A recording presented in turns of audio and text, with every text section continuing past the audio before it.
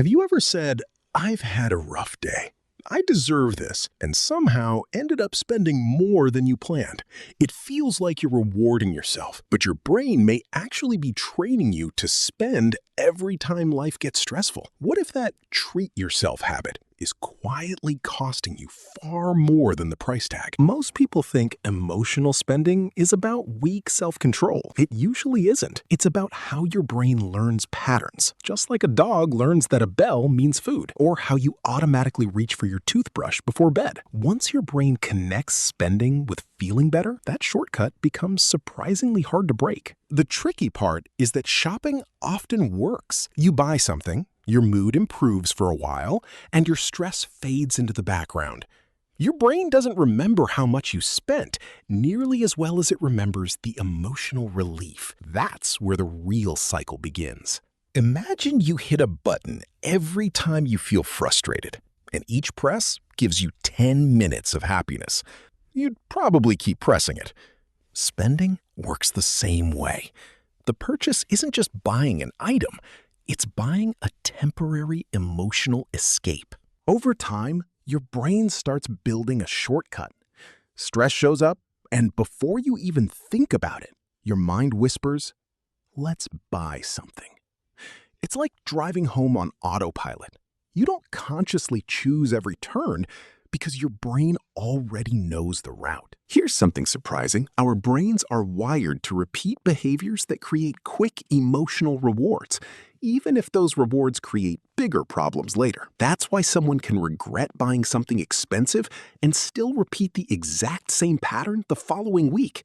The reward arrives immediately, but the financial pain arrives later. Think about eating an entire bag of chips because you're bored. The chips don't solve the boredom. They simply distract you from it for a little while.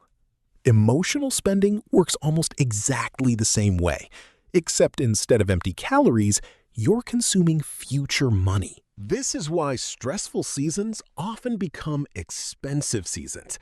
After a hard day at work, an argument, or even a boring afternoon, buying something feels like progress. But the feeling isn't coming from the object itself. It's coming from the anticipation that your mood is about to improve. Here's the twist most people never notice. Your brain isn't actually addicted to spending. It's addicted to relief. Shopping simply became the fastest shortcut your brain discovered, so it keeps suggesting the same solution every time discomfort appears. Once you understand that, everything changes. Instead of asking, "Should I buy this?" you start asking, "What feeling am I trying to buy?" That single question interrupts the automatic habit and gives your thinking brain time to catch up. The people who build lasting wealth aren't emotionless robots. They still feel stress, frustration, and disappointment.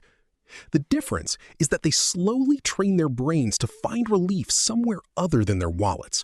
And those small changes compound over time. Every time you choose a healthier reward, taking a walk, calling a friend, exercising, or simply waiting 10 minutes, you weaken the old spending habit and strengthen a new one. Your financial future isn't shaped by one big decision. It's shaped by hundreds of tiny emotional choices that nobody else ever sees. So the next time you catch yourself thinking, "I deserve this," pause for just one moment.